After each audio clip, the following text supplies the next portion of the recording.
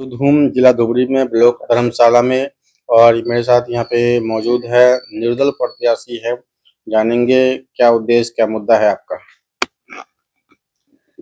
আসসালামু আলাইকুম, নমস্কাৰ। নিউজ ইণ্ডিয়া আসাম অহাৰ কাৰণে মই অশেষ ধন্যবাদ, বহুত বহুত কৃতজ্ঞ। अपना पंचायत में की समस्या है। আমাৰ যিটো পঞ্চায়ত আছে আওৰাৰপাৰা গ্ৰাম পঞ্চায়তত বহুতখিনি সমস্যা আছে। এক নম্বৰত সমস্যা হৈছে আমাৰ সৰু সৰু ল'ৰা ছোৱালী তাৰ শিক্ষাৰ অভাৱ অনাটন, গৰীব দুখীয়া মানুহৰ শিক্ষাৰ কাৰণে আপাতুৰি খাই আছে, পঢ়িবলৈ ইমান সুবিধা পোৱা নাই। দুই নম্বৰত আমাৰ গড়খিনি যিখিনি আছে বানপানীৰ সমস্যা, ৰাস্তা ঘাট, যাতায়াতৰ যিটো সমস্যা, আৰু আমাৰ ইফালে বাল্য বিবাহৰ যিটো সমস্যা, শিক্ষাৰ অভাৱ অনাটন হোৱাৰ কাৰণে বাল্য বিবাহ বহুত বেয়া প্ৰভাৱ চলি আছে। শিক্ষা দীক্ষাৰ প্ৰতি আমাৰ আগবঢ়াব লাগে। এইখিনিয়ে মোৰ जो मूलभूत समस्या है चिकित्सालय और शिक्षा कैसा है। চিকিৎসা তো আমাৰ ইফালে যিখিনি চিকিৎসাৰ সুবিধা আমি সঠিকভাৱে পোৱা নাই, যেহেতু আমাৰ ধুবৰী মেডিকেল কলেজ অলপ দূৰ হয় আমাৰ ইয়াৰ পৰা।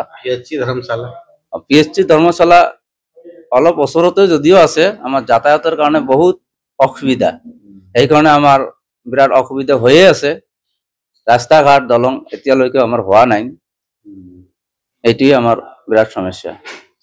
इसके अलावा प्रधानमंत्री योजना में जैसे पक्का मकान, राशन कार्ड, आवास योजना, इसके अलावा जन Ayushman card, ration card, ration card, Awas Yojana তো বহুত মানুহে পাইছে যদিও ইমান বেছিকে পোৱা নাই। যথেষ্ট আমাৰ মানুহ এতিয়া পাবলগীয়া আছে। এইখিনিৰ কাৰণে মই কি কৰি আছো, যাতে সব মানুহে, গৰীব দুখীয়া মানুহে যাতে বাকী নাথাকে, এইটোৱে মোৰ এক নম্বৰ মূল উদ্দেশ্য।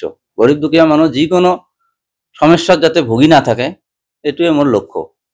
जल जीवन मिशन तैयारी थी जो घर घर पानी पहुंचाया जाएगा, जल जीवन मिशन क्या हुआ। জল জীৱন মিছন ঠিকে কাম তো চলি আছে। আমাৰ ইফালে যেটো জল জীৱন মিছন কৰিছে আমি বহুত ভাল পাইছো। প্ৰধানমন্ত্ৰী বা আমাৰ মুখ্যমন্ত্ৰীৰ মতি হিচাপে আমাৰ খুব একটা ভাল, কিন্তু জল জীৱন মিছনত তেনেকুৱা ধৰণৰ সুবিধা এতিয়ালৈকে আমাৰ গাঁৱৰ মানুহ পোৱা নাই। পোৱাৰ পৰতহে আমি এনেকুৱা এটা উৎসাহ পাম যে খুব ভালে হ'ল। পানীৰ কাৰণে তো বেমাৰ আজাৰ তো পানীতে আমাৰ হয়ে আছে, এইটো আমাৰ একটা বিৰাট সমস্যা। পানী কাৰণে মূল আমাৰ যেটো পানী ঠিকে আছে, আঁচনিবিলাক ঠিকে আছে, কিন্তু ফুললি আমি আঁচনিখন পোৱা নাই। মুখে মানে কথাতহে পাইছো, কামেহে আছে কৰিছে, আমি যে পানী খাবলগীয়া এতিয়ালৈকে পোৱাই নাই। এতিয়া আশাবাদী হৈ আছো কিমান দিনত বা পাম, এইটোৱে পালে ভাল। तो अभी जैसे मैं आधा रास्ता घाट बहुत ज्यादा खराब है, यहाँ पर स्ट्रीट लाइट नहीं, अंधेरा है पूरा रात। আমাৰ যিখিনি ৰাস্তা ঘাটৰ কাম গড়খিনিয়া সমস্যাটো আছে, তাৰ মাজত ৰাস্তা ঘাটৰ কাম আমাৰ ইফালে ধৰো নেতা বাছনি কৰাত বা কি এইবিলাক সমস্যা আমাৰ হৈয়ে আছে, বা কোনোবাই যদি কাম পায় কৰিছে নকৰিছে এইটো আমি নাকওঁ। ৰাস্তা ঘাটবিলাক আমাৰ এক নম্বৰত হ'ব লাগে, তেতিয়াহে আমাৰ সব সুবিধাখিনি আমাৰ ওলাই যাব। গাড়ী এখন কিনিলে আমাৰ ৰাস্তা ঘাটৰ কাৰণে ভালকে চলাব নোৱাৰো, বা এখন টোটো ৰিক্সা যদি কিনি তেতিয়াও আমি চলাব নোৱাৰো, এনেকুৱা হৈছে। এইবিলাক আমাক লাগে, দৰকাৰীয়া বস্তু। এইবিলাক দিলে আমি একটু খুশি হৈ যাম। अगर पब्लिक आपको सपोर्ट करती है, अशरफुल जी आप लोगों को, तो आप क्या काम करेंगे अपने पंचायत में, हावड़ापाड़ में क्या काम करेंगे। কথাটো এনেকুৱা হ'ল যে আমাৰ ইচ্ছা নাছিলে আমাৰ ৰাজনীতি খেলিবলৈ, কিন্তু ইয়াত এটা মূল উদ্দেশ্য, আমি আগৰে পৰা আমাৰ সামাজিক যিখিনি কামত লিপ্ত হৈ আছো, ঘৰুৱা যিখিনি সামাজিক বহুত মানে যিখিনি পাৰো আমি তাৰ লগত মিলিজুলি কাম কৰি আছো। যেতিয়া আমি কলো যে আমাৰ ইমান ইলেকশ্যনত মোৰ মন নাই, তেতিয়া আমাৰ গাঁৱৰ মানুহ বা ৰাইজৰ যেটো মানে হেঁচা প্ৰয়োগ কৰিলে, না তই ইলেকশ্যন খেলিবই লাগিব। আমি কই ইলেকশ্যন খেলাটো তো ইমান ডাঙৰ কথা নহয়, এইটো তো বহুত ডাঙৰ বস্তুয়ে হয়। নহয়, তই যদি ইলেকশ্যন খেলা আমি ৰাইজ গোটেই তোৰ লগত আছো, নিৰ্দলীয় হলেও আমি তোৰ লগত আছো, তুমি খেলি যা, তোৰ কাৰণে আমি আছো, সদায় আছো, থাকিমে। ময়ো ভাবিলো যদি ৰাইজে যদি মোক চাহৰি দিয়ে তেতিয়াহ'লে ৰাইজে যিটো কৰিব বিচাৰে সেইটোৱে হ'ব। মই ভাবিছো আগন্তুক যদি ৰাইজে যদি মোক নিৰ্বাচিত কৰি দিয়ে আৰু ৰাইজে যি বিচাৰে তাৰ মনৰ আশা আকাংক্ষা এইখিনি যথেষ্ট চেষ্টা কৰিম যাতে ৰাইজে মোক ভুলি নাযায়।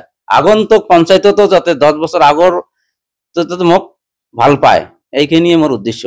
ৰাইজৰ হৈ মই কাম কৰাৰ বহুত ইচ্ছা, ৰাইজৰ হেঁচাতে মই কি কৰিলো। আৰু মোৰো ধৰো মই ইমান ডাঙৰ ঘৰৰ ল'ৰাও নহয়, মোৰ দেউতা মৰি গৈছে, মোৰ নাম আশৰাফুল হক মোল্লা, মোৰ পিতা ইনচাৰ আলী মোল্লা।